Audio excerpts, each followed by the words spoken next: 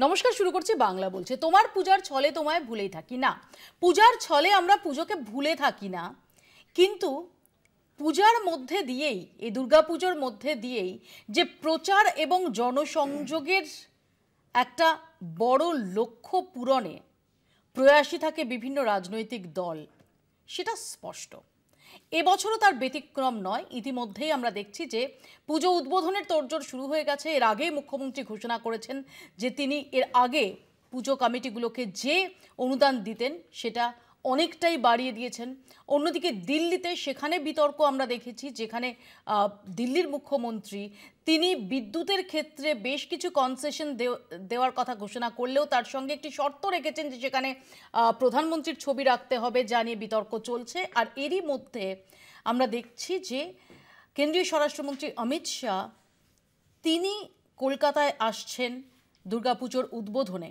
অর্থাৎ সব পক্ষই চাইছেন যে এই বাঙালির যে সবচেয়ে বড় উৎসব, শারদোৎসব দুর্গাপুজো, তাকে কেন্দ্র করে নিজেদের মতো করে 2026-এর আগে প্রচার জনসংযোগ সেটা একবার ঝালিয়ে নেওয়ার।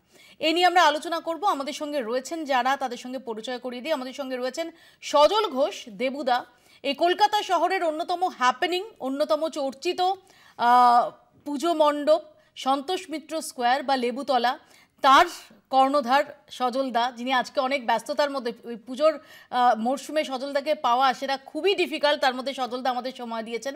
কংগ্রেসের তরফ থেকে রয়েছেন চন্দন ঘোষ চৌধুরী, আর কিছুক্ষণের মধ্যেই সিপিআইএম এবং তৃণমূল কংগ্রেসের পক্ষ থেকে আমাদের মধ্যে এসে যোগ দেবেন চয়ন ভট্টাচার্য এবং কৌশিক বিশ্বাস। আমি আলোচনায় আসার আগে একবার চোখ রাখবো প্রতিবেদনে। 2026 বিধানসভা ভোটের আগে এটাই বড় উৎসব, তাই দুর্গাপুজোকে কেন্দ্র করেই তৈরি হচ্ছে রাজনৈতিক তৎপরতা। সব রাজনৈতিক দলই এ ব্যাপারে মাঠে নামছে নিজের মতো করে। পুজোর আগে গতকালই রাজ্য মন্ত্রিসভার বৈঠক ডেকেছিলেন মুখ্যমন্ত্রী। সেখানেই তিনি দলীয় নেতাদের নির্দেশ দেন, পুজো থেকেই মাঠে নেমে পড়ুন, মানুষের পাশে দাঁড়ান, জনসংযোগে ঝাঁপিয়ে পড়ুন, এলাকার জন্য সাহায্যের হাত বাড়িয়ে দিন। মন্ত্রী থেকে বিধায়করা এই সময়ে যাতে আলট্রাপকা মন্তব্য না করেন সে ব্যাপারেও সতর্ক করে দিয়েছেন তৃণমূল নেত্রী। এলাকায় শান্তি শৃঙ্খলা বজায় রাখতে কড়া নির্দেশ দিয়েছেন তিনি। এবছর ফের দুর্গাপুজোর জন্য প্রতিটা কমিটিকে অনুদান বাড়িয়ে দিয়েছেন মুখ্যমন্ত্রী। এবারে দেওয়া হচ্ছে 1,10,000 টাকা, গতবার ছিল 85,000 টাকা। এবার কত? এই আগের বার 85,000 দিয়েছিলাম, এবারে 90 করি।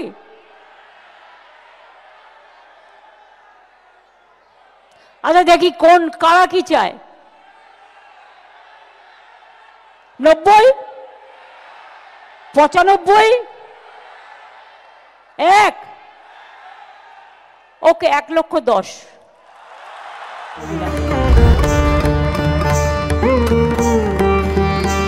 দুর্গাপুজোকে হাতিয়ার করতে পিছিয়ে নেই বিজেপিও। টাকার থলি নিয়ে তারাও হাজির আসরে। এর মধ্যেই রাজ্য বিজেপিকে কেন্দ্রীয় নেতৃত্ব জানিয়ে দিয়েছে পুজোয় জনসংযোগ গড়ে তুলতে হবে। মিঠুন চক্রবর্তীকে সামনে রেখে তারা টাকা বিতরণের সিদ্ধান্ত নিয়েছে। পুজো মণ্ডপের বাইরে এর জন্য প্রধানমন্ত্রী মোদীর ছবিও টাঙাতে বলা হয়েছে। রাজ্যের পাশাপাশি দিল্লিতেও এই উদ্যোগ নেওয়া হয়েছে, যদিও অনেক পুজো মণ্ডপ মোদীর ছবি লাগাতে অস্বীকার করেছে। তবে দুর্গাপুজোকে কেন্দ্র করে বাঙালি আবেগে যাতে দোলা দেওয়া যায় তার জন্য রাজ্যে আসছেন অমিত শাহ। বেশ কয়েকটি পুজোর উদ্বোধন করতে পারেন তিনি। দুর্গাপুজো থেকে একসময় দূরে থাকতো সিপিএম, তবে নিয়ম করে পুজো মণ্ডপের কাছে তারা বইয়ের স্টল দিতেন। এবারও একইভাবে স্টল দেওয়া হবে। বইয়ের স্টল দেওয়ার সিদ্ধান্ত নিয়েছে বিজেপিও। ফলে বোঝাই যাচ্ছে দুর্গাপুজোকে কেন্দ্র করেই ভোটের বাজার দখল করতে তৎপর সব দল। কলকাতা টিভি। আমরা আজকে দেখেছি যে কলকাতার নগরপাল মনোজ ভার্মা তিনি আজ বিভিন্ন পুজো মণ্ডপ পরিদর্শন করেন, নিরাপত্তার দিকটা খতিয়ে দেখেন, এবং কিছুক্ষণ আগে ADG law and order Javed Shamim তিনি নিরাপত্তা সম্পর্কে কি জানিয়েছেন একটু শোনাবো। এবং প্রতিটি কমিশনারেট এবং পুলিশ ডিস্ট্রিক্টে অ্যাডিশনাল পুলিশ ফোর্স দেওয়া হচ্ছে, যেটা ওনাদের রিসোর্স থেকেও, যেটা আমাদের অ্যাডিশনাল হেডকোয়ার্টার্স থেকে এবং স্পেশালাইজ ফোর্স থেকে অন্য আমাদের যা যা ফোর্স আছে সব ডিপ্লয় করা হবে, যাতে আমাদের অ্যাডিকুয়েট কভারেজ থাকে প্রতিটা ডিস্ট্রিক্টে, প্রতিটা ইম্পর্টেন্ট প্লেসে, এবং যাতে মানুষজন রাতভর যারা ঘুরে বেড়ান, ডিফারেন্ট পুরো মণ্ডপ এনজয় করতে বেরোন, তারা যেন সিকিউর থাকেন, সেফ থাকেন। ট্রাফিক ম্যানেজমেন্ট যাতে ঠিকঠাক থাকে, এইগুলোই মাথায় রেখে আমরা একটা অ্যারেঞ্জমেন্ট করা আছে। যেটা বললাম, এটা যদি আপনি হিসেব করে দেখেন 10,000 থেকে 15,000-এর উপরে ডিপ্লয়মেন্ট হয়, ডিপেন্ডিং অন যেটা আছে পুরো ডিস্ট্রিক্টের। প্লাস আমাদের এখান থেকে centralise deployment also huge deployment police ফোর্সে করা হয়। তাছাড়া এই সময় আপনারা জানেন আমরা টেম্পোরারি হোমগার্ড যারা লাইন ম্যানেজমেন্টের জন্যে আমাদের আরও 8-10 দিনের জন্য আলাদা করে অ্যাসিস্ট্যান্সের জন্য আমরা রাখি, আমরা এদের ডিপ্লয় করা হয়, যেখানে এনসিসির লোক প্লাস যারা লোকাল ছেলে যারা ভলেন্টিয়ার আছেন, যাতে লাইন প্রপারলি মেনটেন হতে পারে, যাতে প্রপারলি রেগুলেশন ক্রাউড হতে পারে, তারাও ডিপ্লয়েড থাকেন। সো হোপফুলি যেভাবে আমরা ডিটেল অ্যারেঞ্জমেন্ট আমাদের করা আছে, তাতে ট্রাফিক সচল থাকবে, সেফটি অ্যান্ড সিকিউরিটি থাকবে, এবং ওভারঅল যাতে মানুষেরা আনন্দের সঙ্গে খুব সুষ্ঠুভাবে দুর্গাপুজো এনজয় করতে পারেন, তার ডিটেল ব্যবস্থা পুলিশের তরফ থেকে, ওয়েস্ট বেঙ্গল পুলিশের তরফ থেকে করা হচ্ছে। আমি একবার খুব সংক্ষেপে চলে যাব, অরিত্র রয়েছেন আমাদের সঙ্গে নিউজ রুম থেকে। অরিত্র, মূলত কি কি বিশেষ ব্যবস্থা থাকছে সুরক্ষার দিক থেকে, এই সম্পর্কে যদি একটু জানাও আমাদের সংক্ষেপে। দেখো মৌপ্রিয়াদি, এডিজি আইন শৃঙ্খলা জাভেদ শামীম কার্যত বেশ কয়েকটি বিষয় স্পষ্ট করলেন, যার মধ্যে রয়েছে গত বছরগুলির তুলনায় এবছরে পুজোর সংখ্যা অর্থাৎ মানুষের ভিড় অনেকটাই বাড়তে পারে। শুধুমাত্র কলকাতা পুলিশ নয়, কলকাতা পুলিশ ছাড়াও রাজ্য পুলিশ, বিভিন্ন কমিশনারেট এলাকা যেগুলি রয়েছে, পিডি অর্থাৎ পুলিশ ডিস্ট্রিক্ট যেগুলি রয়েছে, সেই জায়গায় গত বছরের কীরকম ভিড় হয়েছিল, কী পরিমাণ মানুষ সমাগম করেছিল, সেই সমস্ত ডেটা অ্যানালাইসিস করে এবারে সেখানে ফোর্স মোতায়েন করা হচ্ছে। শুধুমাত্র স্পেশালাইজড ফোর্স নয়, হেডকোয়ার্টার ফোর্স থাকছে এনভিএফ থাকছে, সিভিক ভলেন্টিয়ারদেরকে রাখা হচ্ছে লাইন কন্ট্রোলের জন্য, ক্রাউড ম্যানেজমেন্টের জন্য, এছাড়াও ট্রাফিক ব্যবস্থাকে মসৃণ করার জন্য বিভিন্ন জায়গায় জায়গায় রাস্তাকে ব্লকেট করা হবে। অর্থাৎ একটা রাস্তা যখন ব্লক থাকবে তখন অন্য রাস্তাটি খুলে দেওয়া হবে, এবং যেখানে যেমন পরিমাণ ভিড় থাকবে সেখানে তেমনভাবেই সমস্ত কিছু কন্ট্রোল করা হবে বলে জানিয়েছেন এডিজি আইন শৃঙ্খলা। একই সাথে শুধু শহরবাসী বা রাজ্যবাসী বা জেলাবাসী নয়, যেহেতু বাইরে থেকে, ভিন রাজ্য থেকে, বাইরের বিভিন্ন দেশ থেকে বহু পর্যটক পশ্চিমবঙ্গে দুর্গোৎসব দেখতে আসছেন, দুর্গাপুজো দেখতে আসেন, সেই কারণে তাদের যাতে নিরাপত্তায় কোনো গাফিলতি না থাকে সেজন্য পুলিশের তরফ থেকে একাধিক কিয়স্ক করা হচ্ছে। বিশেষ করে জেলা যেগুলি রয়েছে, জেলার পুজো যেগুলি রয়েছে, সেই সমস্ত জায়গায় নারী সুরক্ষা, শিশুদের সুরক্ষা এবং যারা বয়স্ক মানুষ রয়েছেন তারা যাতে কোনোভাবে কোনো সমস্যায় না পড়েন তার জন্য প্রত্যেকটি পয়েন্টে পয়েন্টে কিয়স্ক করা হবে। কিউআরটি টিম প্রস্তুত রাখা হচ্ছে, স্পেশালাইজড ওমেন ফোর্সকে প্রস্তুত রাখা হচ্ছে যাতে ইভটিজিং বা শ্লীলতাহানির মতো ঘটনাকে রোধ করা যায়। সব মিলিয়ে এবারে দুর্গাপুজো নিয়ে রাজ্য পুলিশ, কলকাতা পুলিশ এবং প্রত্যেকটি পুলিশ জেলার তরফ থেকে নিরাপত্তা ব্যবস্থাকে আঁটোসাঁটো করা হয়েছে যাতে কোনো রকম বিশৃঙ্খলাকর পরিস্থিতি না ঘটে, যাতে সুষ্ঠুভাবে স্বাভাবিকভাবে সমস্ত মানুষ দুর্গোৎসবে উপভোগ করতে পারে, সেটাই কার্যত চ্যালেঞ্জ রাজ্য পুলিশের কাছে। ধন্যবাদ অরিত্র আমাদের সঙ্গে এতক্ষণ সরাসরি ছিলেন। আমি দেবুদার কাছে আসবো। দেবুদা, আমরা যদি 2 বছর আগে ফিরে যাই, সেখানে আমরা দেখেছিলাম যে রাম মন্দিরের আগেই রাম মন্দিরের উদ্বোধন হয়ে গেল এই শহরে, এবং সেখানে বিপুল ভিড় আমরা দেখেছিলাম। এবং এবারও তোমার যে পুজো, সেই পুজোকে কেন্দ্র করে পুজোর অনেক মাস আগে থেকে আমরা নানান চর্চা, নানান তর্ক বিতর্ক সমস্ত কিছু দেখছি, এবং অমিত শাহ তাঁরও আসার কথা। 2026-এর আগে এই পুজো কি শুধুই পুজো, নাকি আসলে পুজোর ছলে প্রচারও? দেখো, আমি একটা কথা বলবো, যদি অনেস্টলি বলি, পুজোর ছলে প্রচার যদি ভাবতে পারেন, মিথ্যে নয়। বাগবাজার সার্বজনীনের সভাপতি ছিলেন স্বয়ং নেতাজি সুভাষচন্দ্র বোস। তিনি স্বদেশিয়ানায় প্যান্ডেল সাজিয়েছিলেন, সেটাও তো স্বদেশীর প্রচার।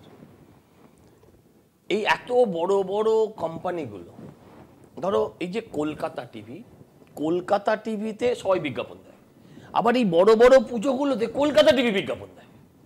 এই এত বড় একটা মার্কেট, পশ্চিমবঙ্গে সারা বছর যত ব্যবসা হয়, পুজোর 4 দিনে তার থেকে বেশি ব্যবসা হয়। সবচেয়ে বেশি জিডিপি দেয় সেটা হচ্ছে পুজো। এবং আগেই বলে রাখি, এটা বাম আমলেও দিত, এমন নয় যে শুধু এই আমলে দেয়, যারা পুজো মানে না সেই আমলেও দিত। তো ঘটনা হচ্ছে, সেই লাখ লাখ লোক হবে, কোটি কোটি মানুষ আসবে, সেখানে কেউ তার প্রচারকে মিস করবে, এটা ভাবার কোনো কারণ নেই।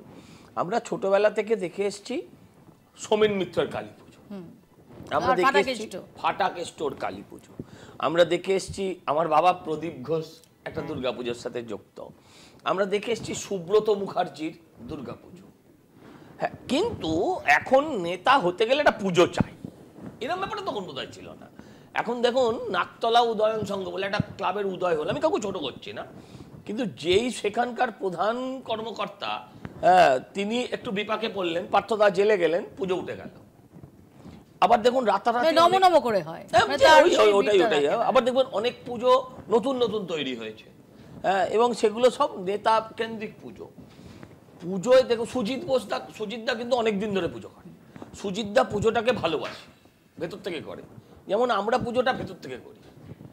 বাকিরা তো নতুন করেছে, আবার কবে ছেড়ে দেবে কি হবে আমি বলতে পারবো না, কিন্তু পুজোয় স্বাভাবিকভাবে একটা মার্কেটিংয়ের জায়গা থাকে, এটাকে অস্বীকার করবেন কেন? সবাই মার্কেটিং আছে।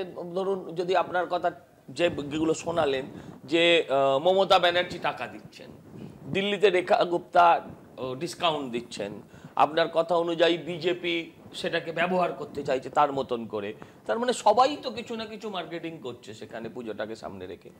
তো সেখানে আমরাও থাকতে পারি, সেটাতে অসুবিধা কি আছে? আমাদের সঙ্গে ইতিমধ্যে এসে যোগ দিয়েছেন চয়ন ভট্টাচার্য সিপিআইএম এর পক্ষ থেকে এবং তৃণমূল কংগ্রেসের পক্ষ থেকে কৌশিক বিশ্বাস। আমি একটু চন্দনদার কাছে আসি। চন্দনদা, এই যে পুজোকে ঘিরে সাজো সাজো রব, পুজোর উদ্বোধন সেগুলো শুরু হয়ে যাবে, মুখ্যমন্ত্রী তিনি বহু প্রায় 300-400 পুজোর তিনি উদ্বোধন করেন।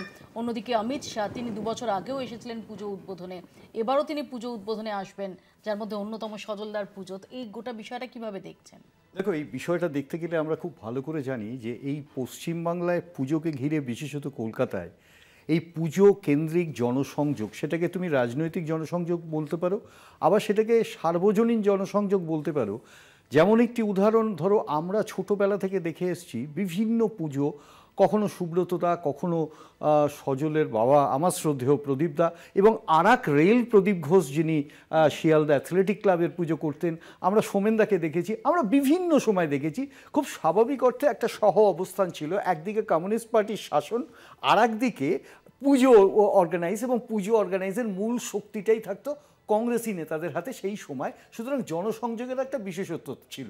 আর ওই পুজোকে কেন্দ্র করে ঠিক তার বাইরে বইয়ের প্রচার বা বিভিন্ন জনসংযোগের কাজ কমিউনিস্ট পার্টিরা করতেন।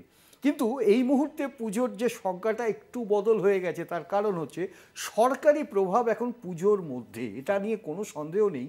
আমি সজলকে ঠিক এই কারণেই বিশেষভাবে একটা বাহবা দিই, সেটা হলো যে সজল যে পুজোটা করেন, মানে মূলত এই পুজোটার লেগাসি আছে, এটা সজল নতুন করছে না, এটা দীর্ঘদিনের লেবুতলা পার্কের পুজো, পরবর্তী সময় প্রদীপদা দায়িত্ব নেন, পরে সজল। এখন এরকম লেগাসি কিন্তু সব পুজোর, যখন আমরা সবে আর কি সাংবাদিকতায় এসেছি, সেই সময় দাঁড়িয়েও আমরা যে পুজোগুলোকে কভার করতাম তার মধ্যে অন্যতম ছিল লেবুতলা। অ্যাবসলিউটলি, মানে এটা চিরন্তন একটা ব্যাপার দীর্ঘদিন ধরে, এবং সজল খুব এবলি, খুব সক্ষমভাবে সেটাকে আরও বড় করেছে, আরও বড়োভাবে এগিয়ে যাচ্ছে। কিন্তু আমরা যেটা দেখতে পেতাম সেটা হচ্ছে সরকারি প্রচ্ছন্ন মদত, সেটা কিন্তু ছিল না, কারণ ফেস্টিভ ফান্ডিং সরকার করতেন না।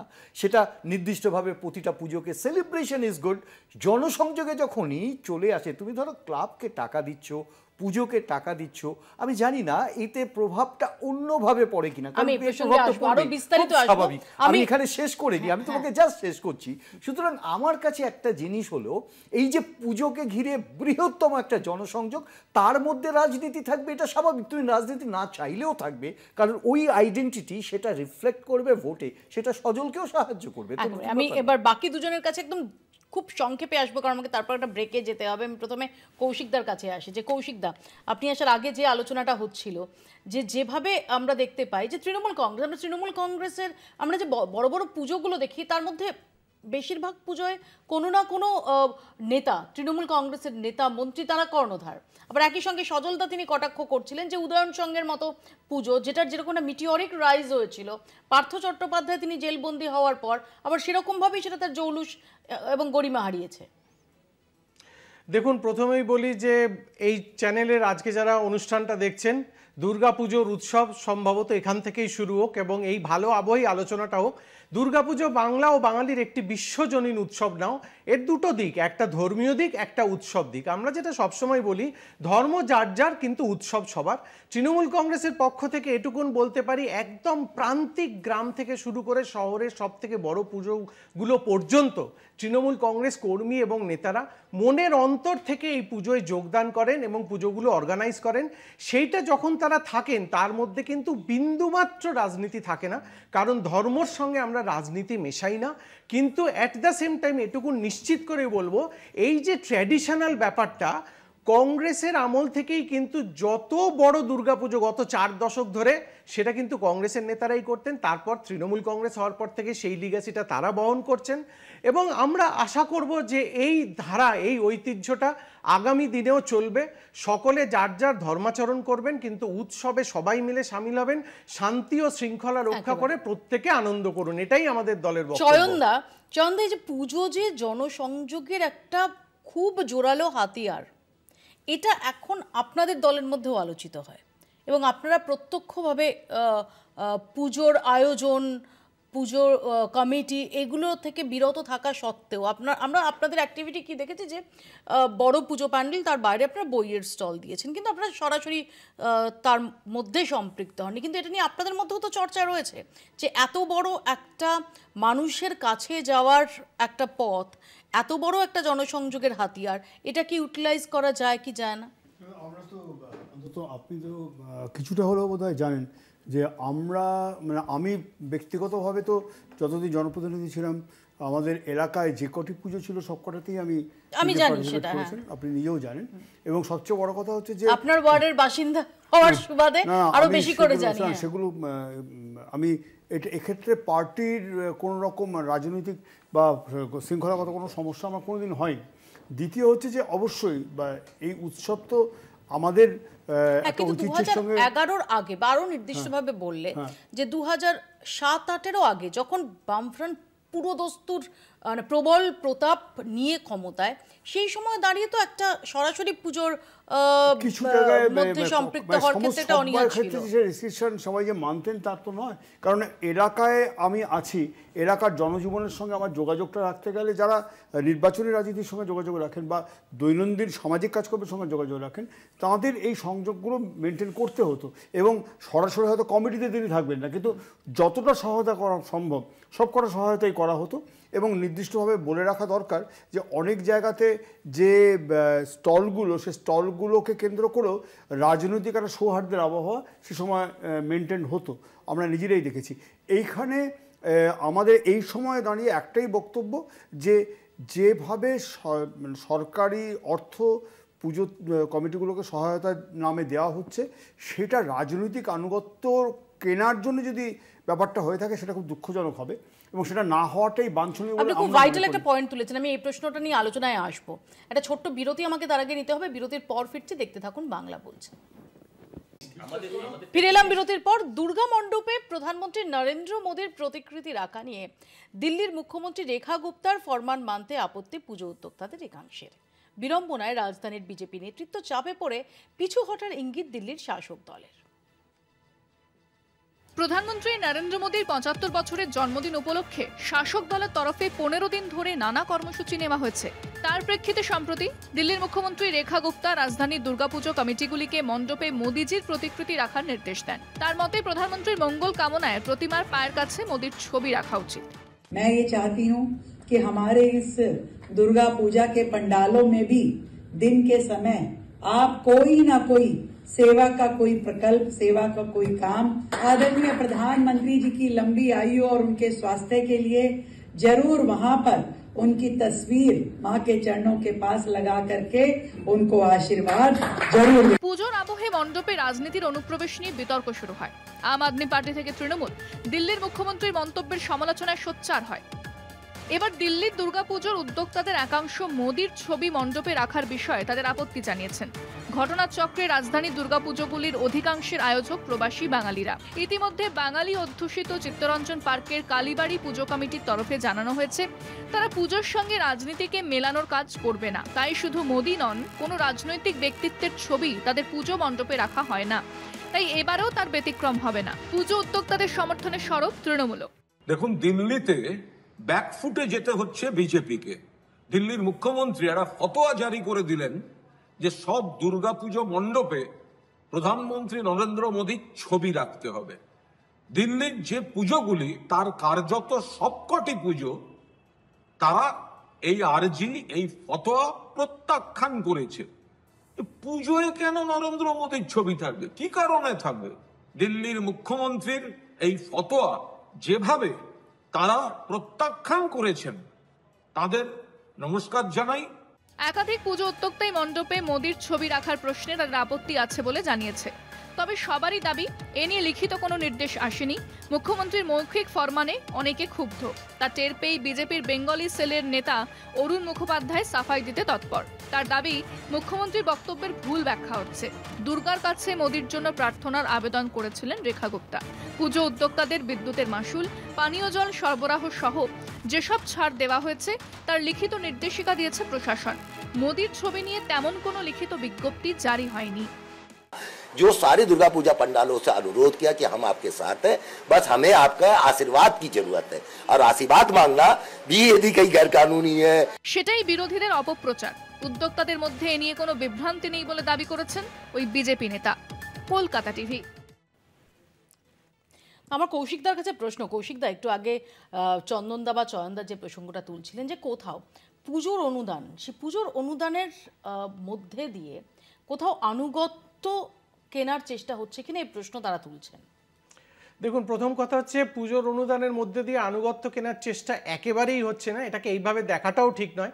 আপনারা সবাই জানেন, বিশ্বজুড়ে শুধু আমাদের দুর্গাপুজো না, অন্যান্য যে কোনো ধর্মের এই ধরনের যে উৎসব হয় সেখানে একটা ফাইন্যান্সিয়াল আসপেক্ট থাকে, সেখানে একটা ইকোনমিক্যাল সার্কামফারেন্সিয়াল ফ্লো থাকে। সার্কামফারেন্সিয়াল ফ্লো মানে এটা একটা রাউন্ড চ্যানেলে ঘুরতে থাকে। ফলে এই দুর্গাপুজোর অনুদানের মাধ্যমে রাজ্য সরকার, মমতা বন্দ্যোপাধ্যায়ের নেতৃত্বাধীন রাজ্য সরকার শুরু থেকেই চেষ্টা করেছেন বাংলার প্রান্তিক জায়গাগুলো থেকে শুরু করে শহরের সব থেকে বড় পুজো পর্যন্ত সবাই যেন দুর্গাপুজোটা সুষ্ঠুভাবে করতে পারে।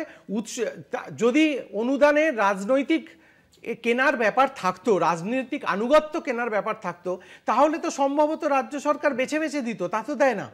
রাজ্য সরকার তো কোথাও কোনো পুজোর মধ্যে ডিসক্রিমিনেটরি ওয়েতে বেছে বেছে দেয় না যে ভাই তুমি বিজেপি তোমায় দেবো না, তুমি কংগ্রেস তোমায় দেবো না, তা তো নয়।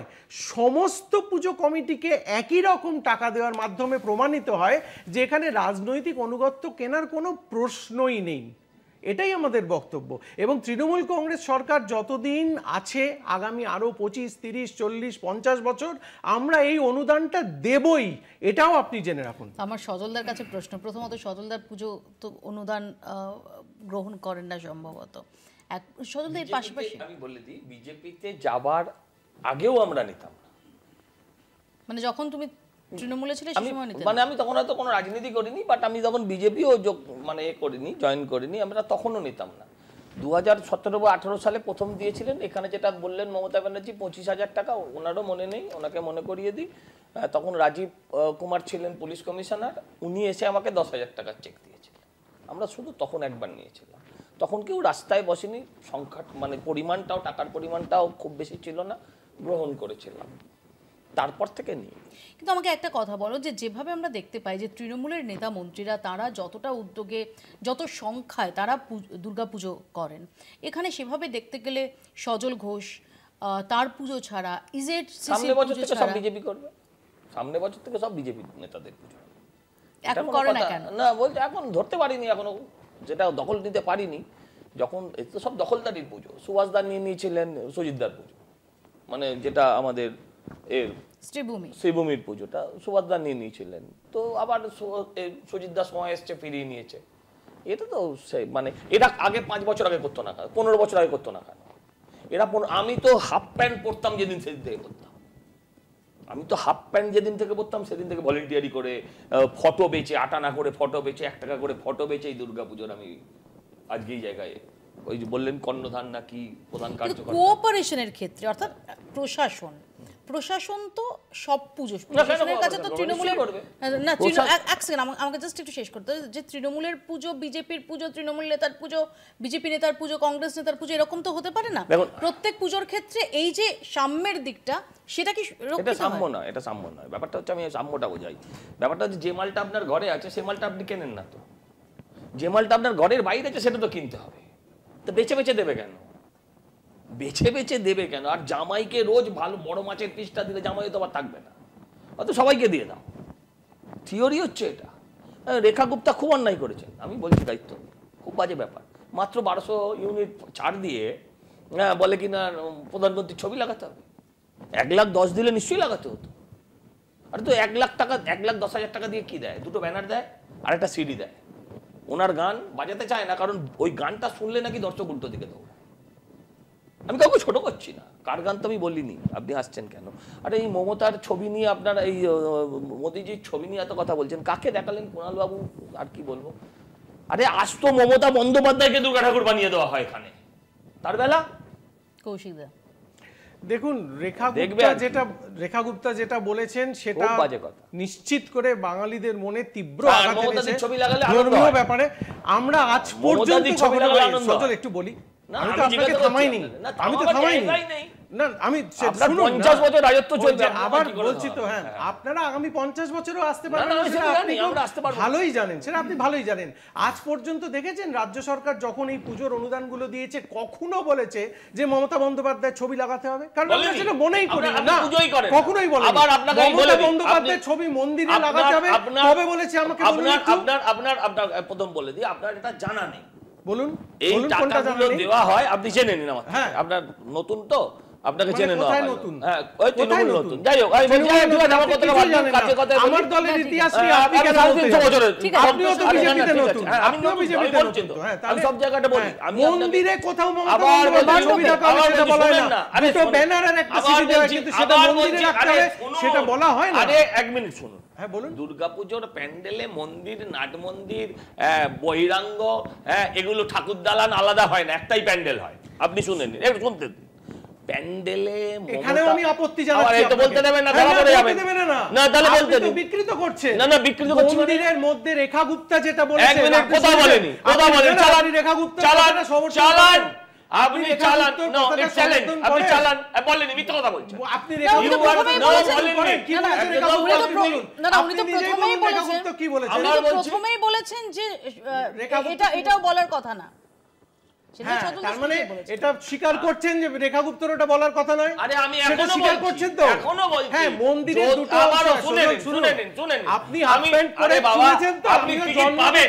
আপনি টিকিট পাবেন, আমি জন্ম থেকে সজলদা এটা কথা না, টিকিট পাবেন না, প্লিজ ব্যক্তি আক্রমণ না, টিকিট পাবে আক্রমণ, টিকিট পেলে শুনলে আবার বেরিয়ে খাওয়ানো উচিত না, বলছি টিকিট আপনি আক্রমণ করেছে, আক্রমণে হাসি, আমি আজকে রাখবো না বলেছি, আমি রাখবো না বলেছি, আলোচনা হবে সজলামায় যতই রাগানোর চেষ্টা করবে রাখবো না আজকে। আমি মা দুর্গার আঙ্গিকে যেখানে ঘট বসে, সজল যেখানে ঘট বসে সেই আঙ্গিকে কখনো কোনো অন্য আচার আচরণ করা যায় না, এটা আপনি জানেন, এটা আপনি জানেন।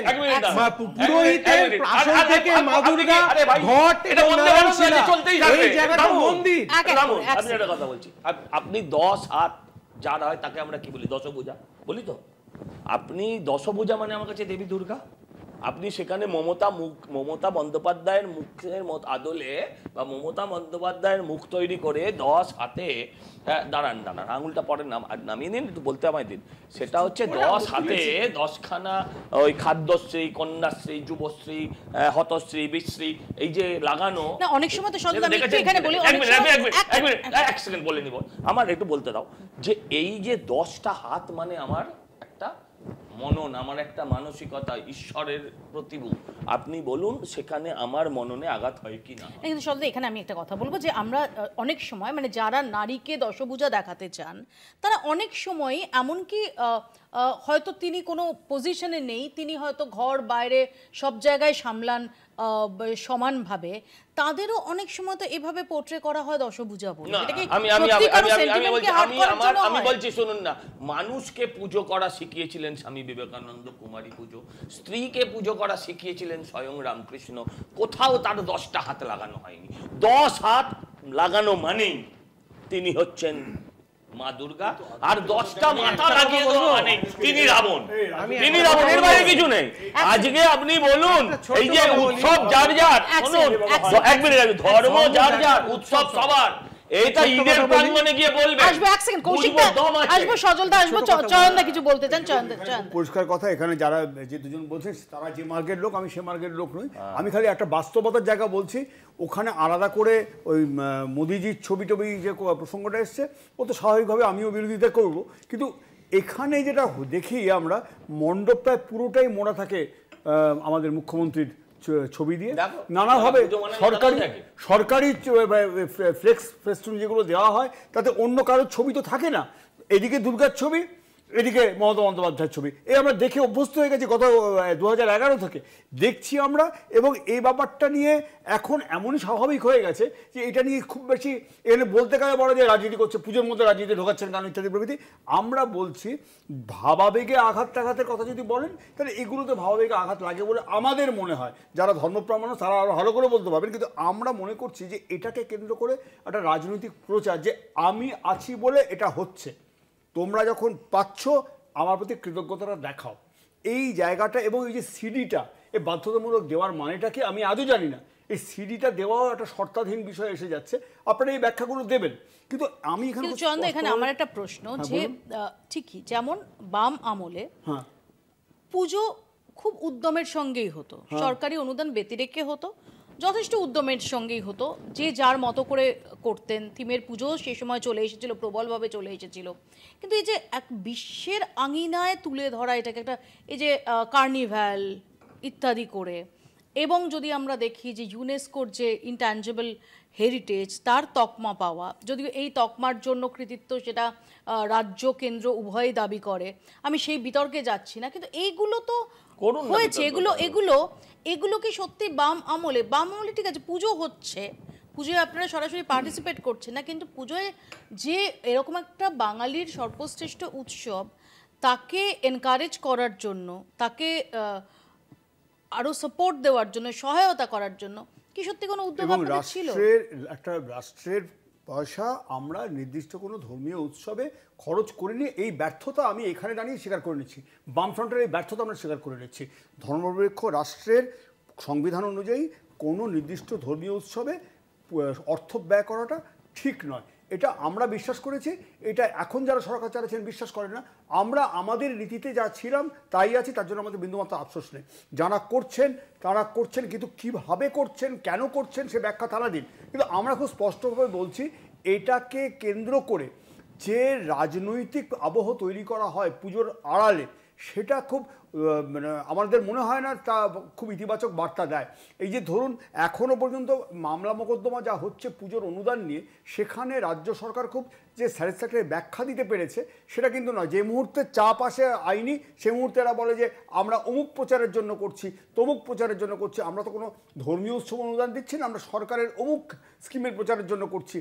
এই যে লুকো ছাপা, সেগুলোর পেছনে একটা রাজনৈতিক আমি চন্দনদার কাছে আসাকে খুব সংক্ষেপে সজলদার রেসপন্স, সজলদা কিছু বলতে চান? আমি আমার যেটা বলার বক্তব্য, আমি বেশিরভাগ জীবনের বেশি অংশটা আমরা চয়নদাদের বিরোধিতা করেছি।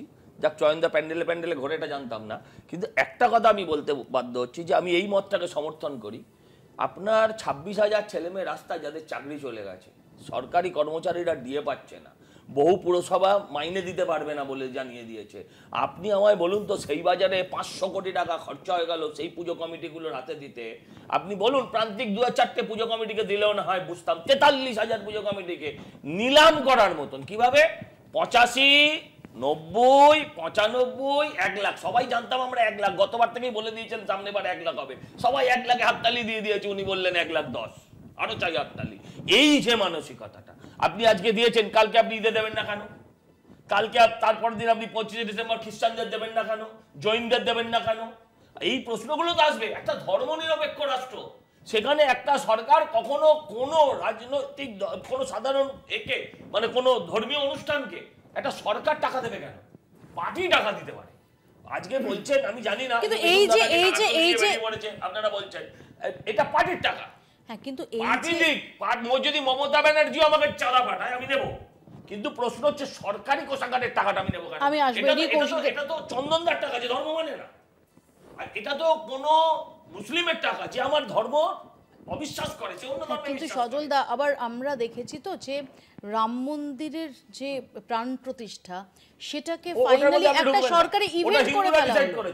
ওটা হিন্দুরা ডিসাইড করেছে, ওটা ট্রাস্টের পয়সায় তৈরি হয়েছে, ওটা নিয়ে আমাদের ঢোকার কোনো জায়গা নেই। আমি খুব সংক্ষেপে চন্দনদার কাছে আসবো। চন্দন, তারপরে এই প্রশ্ন নিয়ে আমি কৌশিকদার কাছে যাবো। না, একেবারে আমি জানি না কতটা সংক্ষেপে বলা যাবে, কারণ অনেকগুলো প্রশ্ন উঠেছে। দেখো, একটা কথা তোমাকে বলি, আমাদের যে প্রসঙ্গটা সজল একেবারে শুরু করেছিলেন, যে বাগবাজারের পুজো Netaji Subhas Chandra Bose, at the same time okay এটাও স্মরণ করাবো, বীরভূমে পুজো করতেন তারাশঙ্কর বন্দ্যোপাধ্যায়, কংগ্রেসের সভাপতি।